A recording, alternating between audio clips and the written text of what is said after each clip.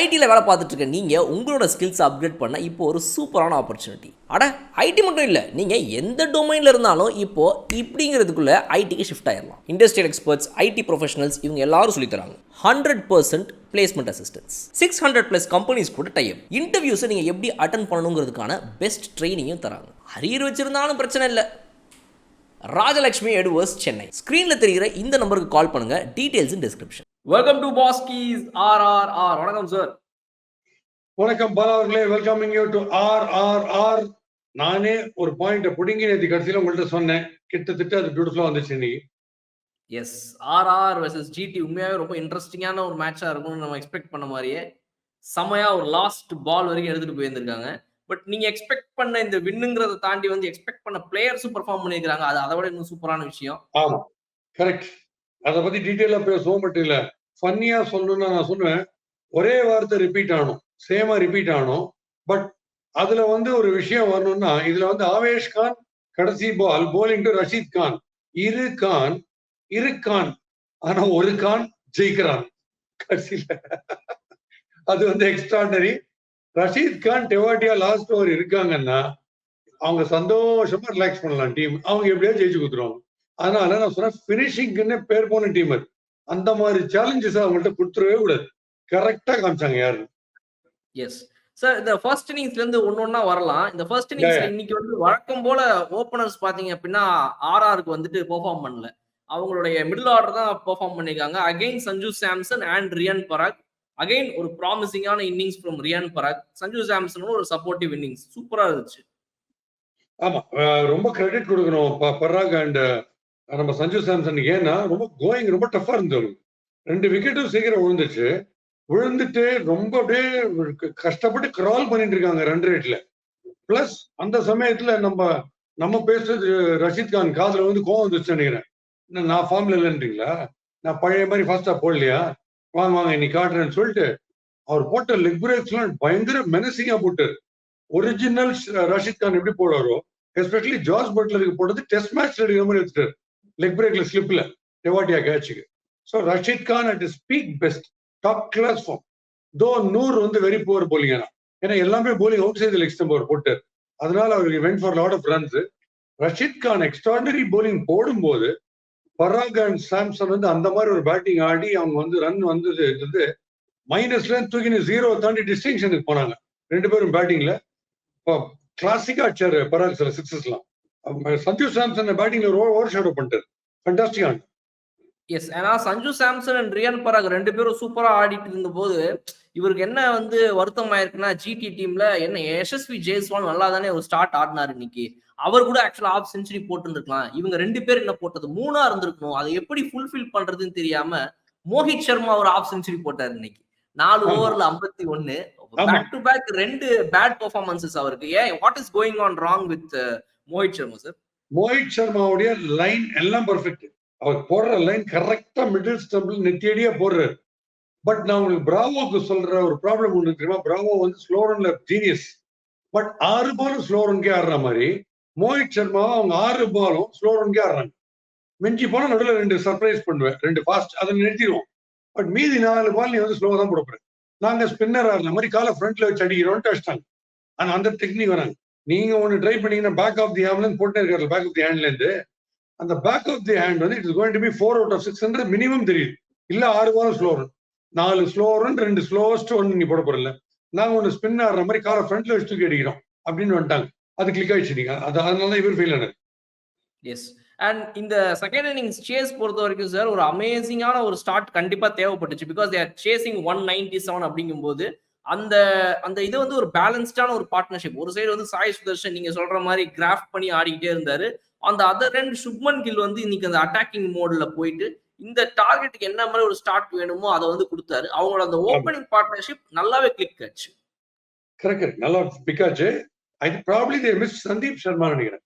Rajasthan Royals Sandeep Sharma வந்து ரொம்ப brilliant. இதுல இந்த ஸ்லோ பவுன்சர்ஸ் போடுறதுலயும் வைட் அவுட் ஸ்ரீவாஸ்தவ் வந்து கரெக்டா போடு. அவரை மிஸ் பண்ணிட்டாங்க. லாஸ்ட் ஒரு அவர் போட்டுதானே கதை கொஞ்சம் வேகமா இருந்தது. ஆவேஷ் கான் வந்து கொஞ்சம் இன்னைக்கு வந்து ஷார்ட் பிஸ்ட் எல்லாம் அந்த வழக்கமான ஸ்லோ ரன் பாய்ச்சாலாம் நீ பலிக்கல. பிளஸ் ரஷீத் கான் வந்து லைவ் வயர். அவர் கடைசியில் இருக்கும்போது நீங்க சென்சிபிளா ஏதாவது ஒரு மூவ் பண்ணிருக்கணும். ட்ரெண்ட் போல்ட்ட வந்து எது இந்த 2 ஓவர் கொடுக்கலன்றது ஆண்டவனுக்கு தான் வெளிச்சம். என்னன்னே புரியல. ஒவ்வொரு கேப்டனும் ஒரு காமெடி பண்ணியிருக்காங்க. ஃபேப் டியூப்ளசி மேக்ஸ்வெலோட விட்டாரு நினைக்கிறேன். அவர் கையில பால காட்ட மாட்டேன்றாரு அவரு. ஓகே, இப்படி ஒவ்வொருத்தரும் ஒவ்வொன்று. அதுக்கப்புறம் ஸ்ரேயஸ் ஐயர், நான் 2 இன்டர்நேஷனல் போலர்ஸ் வச்சிருக்கேன், ஆனா அவங்களுக்கு நான் பவர் பிளேல கொடுக்க மாட்டேன், பின்னாடி தான் கொடுப்பேன், உங்களால முடிஞ்ச நீங்க அடிச்சுங்க அதுக்கப்புறம் அப்படின்னு அவரு. இப்ப இவரு ட்ரெண்ட் போல்ட் நீ நல்லா போட்டிருக்காரு 2 ஓவர். எதுக்கு ட்ரெண்ட் போல்ட கொண்டு வரல? பட் லாஸ்ட்ல டெவார்டியா அண்ட் ரஷீத் ஆடும்போது ட்ரெண்ட் போல்ட் போட்டிருந்தாலும் பின்னிருப்பாங்க. அவங்க ஃபாஸ்ட் போலிங்க ஸ்பேர் பண்ணவே மாட்டாங்க பாஸ். அவங்க ஒன்னே ஒண்ணு ஓடி வந்து மெதுவா போடுற போலிங்க மட்டும் வழிஞ்சிருப்பாங்க. அந்த 2 பேரும் ஸ்லோவா போட அவங்க சரியா ஆட மாட்டாங்க. பட் நீங்க ஃபாஸ்டா போட போட ஒரு ஓவருக்கு 5 6 அடிப்பாங்க. அந்த குவார்டர்ல 5 6 வச்சிருக்காரு டெவார்டியா ஒரே ஓவர்ல துபாயில. அதனால அவங்களுக்கு ஃபாஸ்டா மட்டும் போடக்கூடாது. That's the mistake they did. Yes, அந்த லாஸ்ட் பால் கூட வந்து ரொம்ப ஈஸியா, பிகாஸ் மத்த எல்லா பாலுமே ரொம்ப யோசிச்சு போட்டார் ஆவேஷ் கான், ரைட்? அது 4 போச்சு, போகல, சிங்கிள் டபுள், ஒரு விக்கெட் எல்லாமே ரைட், ஓகே. பட் அந்த லாஸ்ட் பால் இன்னும் கொஞ்சம் வேற ஏதாவது ட்ரை பண்ணிருந்தா கொஞ்சம், because outside off stump Rashid Khan வந்து எப்படா bat free swing full swing பண்ணலாம்னு வெயிட் பண்ற ஒரு ஆள்.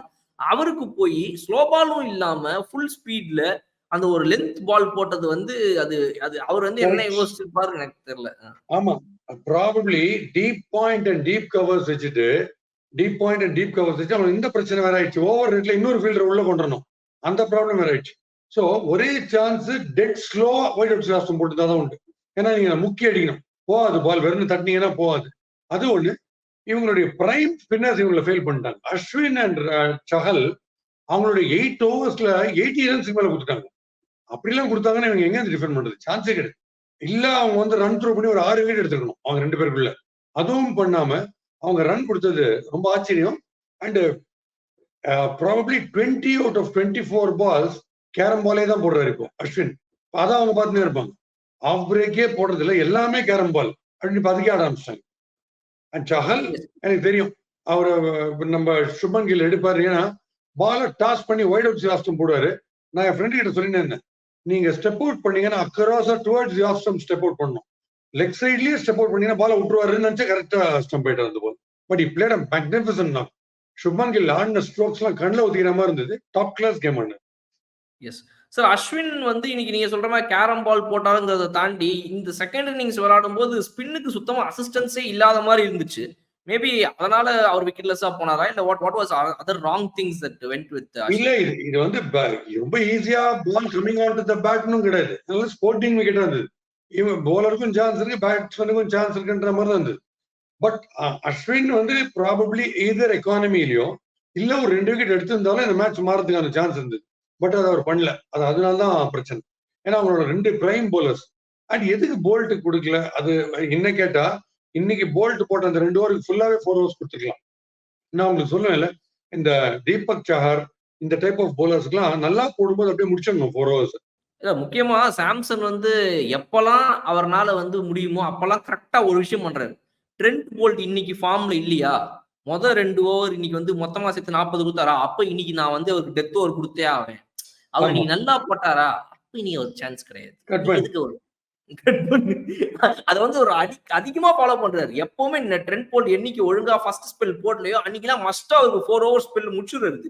மத்த நாள்லாம் அவருக்கு வந்து லீவ் விட்டுறது. இந்த ஒரு பிரச்சனை. பட் எனக்கு என்னன்னா சார், ஜிடி இன்னைக்கு இந்த மேட்சை ஜெயிச்சனால நம்ம இப்படி பேசிட்டு இருக்கோம். பட் எனக்கு என்ன ஒண்ணு தோணுச்சுன்னா, அவங்க ஒருவேளை தோக்குற மாதிரி ஒரு ஸ்டேஜ்ல இருந்தாங்க. அவங்களுடைய ரிக்வயர்ட் ரன் ரேட் அதிகமாயிட்டே இருந்துச்சு.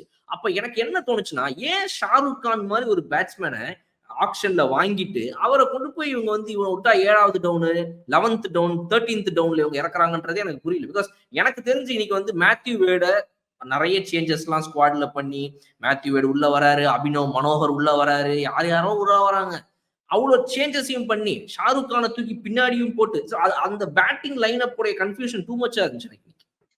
ஆமா, அந்த பேட்டிங் ஷாப்பிங் அண்ட் சேஞ்சிங் பண்ணதோட இல்லாம இந்த மேட்ச் சென்சேஷனலா ஆரம்பிச்சது. இந்த செகண்ட் ஹாஃப் சென்சேஷன்னா சென்னுடைய செஷன், அது குல்தீப் சென்னுடைய செஷனை தான் நான் சென்சேஷன் சொல்றேன். அது வந்து அந்த 3 விக்கெட் போட்டது வந்து டாப் கிளாஸ் போலிங். அது அவங்க ஒரு அபினவா சமுத்திரகனியா யாரும் அது அவரு சுத்தமா எங்க பாடுறதுன்னு தெரியல. அவர் தேடிட்டு இருக்காரு. செம்ம ஷியர் பேஸ்ல அவர் போல்ட் எடுத்தாரு. மேத்யூ வேட வந்து பிளேட் ஆனா மேத்யூ வேட இன்ஃபேக்ட் மேத்யூ வெயிட் தான் ஓப்பனிங் வரணும் பாஸ். எனக்கு தெரிஞ்சு மேத்யூ வெயிட் தான் ஓப்பனிங் வரணும். இவர் அக்ராஸ் போய் ஃபுல் டாஸ் வாங்கினாரு இன்னோவேட்டிவா ஆடுறோன்ட்டு. ஏன்னா ஃபர்ஸ்ட் 6 overs 2 பேர் தான் வெளியில இருந்துச்சு. அதை யூஸ் பண்ணிக்கிற அளவுக்கு சாய் சுதர்ஷன் அக்ரெசிவ் பிளேயரா எனக்கு தெரியல. அதனால மேத்யூ வெய்ட் ஓப்பனிங் வந்து இவர் நம்பர் 3 வந்திருக்கலாம். ஸோ அதை ஒண்ணு பண்ணிருக்கலாம். நீங்க சொல்ற மாதிரி கண்ணாபண்ணான்னு சேஞ்ச் பண்ணணும் டிசைட் பண்ணா இப்படி பண்ணிருக்கலாம். ஏன்னா மேத்யூ வெய்ட் வந்து பேர் பண்ணுவார் ஓப்பனிங் போய் அடிக்கிறதுக்கு. அவரால் தான் கரெக்டா யூஸ் பண்ண முடியும். இந்த இன்ஃபீல்டு கிளஸ்டரை கிளியர் பண்றதுன்னு அவர் தான் பெட்டரா பண்ணுவாரு. விஜய் சங்கருடைய கேட்சை பத்தி சொல்லணும்னு நினைச்சேன் நான். ரொம்ப brilliant, smartest presence of mind. அதை பிடிச்சிட்டு கரெக்டா லைன் கிட்ட பேலன்ஸ் போறது, தாண்ட போறோம் வித் த பால் அப்படின்ட்டு பாலை தூக்கி போட்டு போயிட்டு திரும்பி வந்து பிடிச்சது வெரி வெரி ஸ்மார்ட். பட் பேட்டிங்கை பொறுத்த வரைக்கும் அவர் திருப்பி நான் சொல்றேன் ஒரு டென்டேட்டிவாவே ஆடுறாரு. நான் கேப்டனா இருந்தா விஜய் சங்கர் வந்தாருன்னா ஒரு மிட் ஆஃப் ஃபீல்டரை கரெக்டா இன்னர் சர்க்கிளுக்கும் பவுண்டரிக்கும் நடுவில் ஒரு ஃபீல்டரை வச்சேன்னா அவர் நவரவே ஸ்ட்ரெயிட்டா கையில் வந்துடும் கேட்ச். இதை நிறைய வாட்டி பாக்குறேன். அதை யாராவது அவர் கரெக்ட் பண்ணணும். மெஜாரிட்டி அவர் டென்டேட்டிவ் ஆடும்போது between long off or mid off லாபாய் விழுது எப்பயுமே. அதை ஃபுல் ஃபிளெஜ்டா அவர் போனா அவர் 6 போக மாட்டேன்றாரு, ஏன் தெரியல. அண்ட் அவர் ட்ரை பண்ணாரு சஹல ஒரு ஸ்வீப், அது இம்பாசிபிள். அது சஹல நீங்க இறங்கினாதான் ஒரே சான்ஸ், அதுவும் டுவர்ட்ஸ் அக்ராஸ் இறங்கணும். டுவர்ட்ஸ் லெக் ஸ்டம்பே இறங்கினீங்கன்னா பால் மிஸ் பண்ணுவீங்க, சுப்மன் கில் மிஸ் பண்ண மாதிரி. நீங்க அக்ராஸ் டுவர்ட்ஸ் த பால் இறங்கினீங்கன்னா கவர்ஸ் மேல தூக்கி அடிக்கலாம். அது ஒண்ணுதான் பாசிபிலிட்டி. அது யாருமே பண்ற மாதிரி எனக்கு தெரியல. எஸ் சார், இந்த சாப் அண்ட் சேஞ்சஸ்ல நீங்க சொன்ன மாதிரி கரெக்ட்லி வந்து மேத்யூ வேட ஓப்பனிங் இறக்கலாம். அது வந்து வெரி குட் சாய்ஸ். அது அவங்க பண்றாங்களான்றது நமக்கு தெரியாது. பட் ஷாருக் கான் நான் கேட்ட மாதிரி வந்து அவரை வந்து அந்த ஒரு சேஸ்ல எல்லாம் வந்து முன்னாடியே கொண்டு வந்தா ஒர்க் அவுட் ஆகும்னு நினைக்கிறீங்களா? இல்ல வந்து அவரையும் இந்த தினேஷ் கார்த்திக் எப்படி ஆர்சிபி யூஸ் பண்றாங்க, 6 பால்ல 66 அடிக்கணும், ஓகே தினேஷ் கார்த்திக் வாங்க, அந்த மாதிரி வந்து ஷாருக் கானை யூஸ் பண்றது கரெக்டா?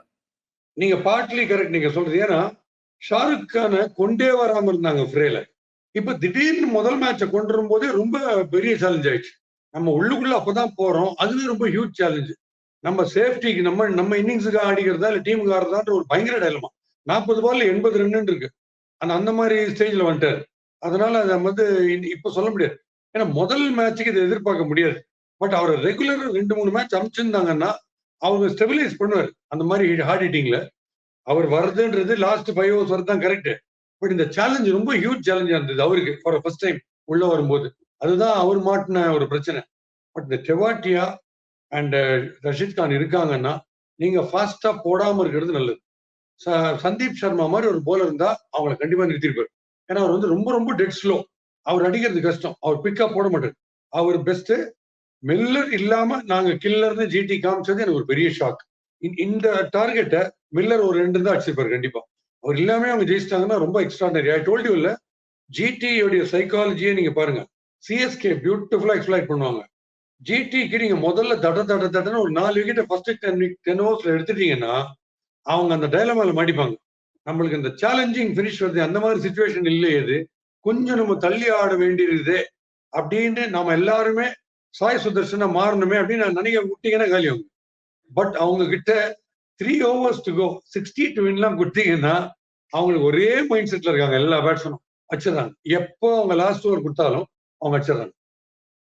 எஸ், தெவாட்டியா கண்டிப்பா வந்து அவருடைய அந்த ஃபார்ம் அண்ட் கன்சிஸ்டன்சியை ஒவ்வொரு மேட்ச்லயும் வரிசையா ப்ரூவ் பண்ணிட்டே வராரு. It's very good sign. அவருக்கு மட்டும் கிடையாது, டீம் மட்டும் கிடையாது. If he is going to play for India in the future, then அதுவும் வந்து ஒரு நல்ல விஷயம் தான். Let's wait and watch sir. Any other points to be added? அதான் இது I know to play on the off side அப்படின்னா my team is on டெஃபினெட்லின்னு அர்த்தம். அதை பாருங்க, இன்னைக்கு டெவாட்டியாவும் ஆஃப் மேல எல்லாம் அலட்சியமா பாருங்க கவர்ஸ் மேல. ஸோ அதனால இந்த பிளைண்டா மிட் விக்கெட்ல சுத்துறது மட்டும் நடக்காது. ஆல்ரவுண்ட் விக்கெட் ஆட தெரிஞ்சா முடியும். This team GT is packed with finishers. அதனால டஃபஸ்ட் டீமே -1 டெட்லி பேட்ஸ்மேன் மில்லர் அவங்க வந்து கிராஸ் ஓவர் பண்றாங்கன்னா அது வந்து ரொம்ப பெரிய அச்சீவ்மெண்ட். அது வந்து ஒரு பயங்கர இம்பெட்டஸா இருக்கும். அடுத்த மேட்ச் ஆடுறது. நல்ல வேளை நம்ம ஜிடி ஆடி முடிச்சிட்டோம். அதனால இன்ஃபேக்ட் நாளைக்கு வந்து மும்பை வர்சஸ் ஆர்சிபி போலுது. இப்போ மும்பையுடைய ஸ்பிரிட்ஸ் ரைட் ஆன் டாப் இருக்கும் இந்த லாஸ்ட் விக்டரிக்கு அப்புறம். அவங்க அச்சாட்டி அதுவும் ரொமாரியோ ஷெப்பர்ட் நீங்க என்ன பண்ண போறாரு அப்படின்றது. I am the goat, I may be the shepherd, I may be shepherd but I am the goat அப்படின்னு லாஸ்ட் டைம் ப்ரூவ் பண்ணாரு பார்த்தீங்களா? ஸோ அவருக்கு வந்து ஒரு தனி த்ரில். அவர் வரும்போது ஒரு சூப்பர் த்ரில் இருக்கு நாளைக்கு. இன்னைக்கு உமேஷ் யாதவ் இன்னைக்கு காமிச்சார். உமேஷ் யாதவ் உங்களோட ஃபேவரட் போலர். அவர் வந்து யார் எனக்கு மென்டார்னா துஷார் தேஷ்பாண்டே அப்படின்னு இன்னைக்கு காமிச்சார். என்ன கோத்து right, okay sir, thank you sir for joining. நாளைக்கு இந்த ஒரு சூப்பர்பான மேட்ச்ல இதோட இன்ட்ரெஸ்டிங்கான ஒரு RRRல நான் வந்து பாக்குறேன். See you, good night. Right. மறுபடியும் நாளைக்கு சந்திப்போம். On our favourite RRR.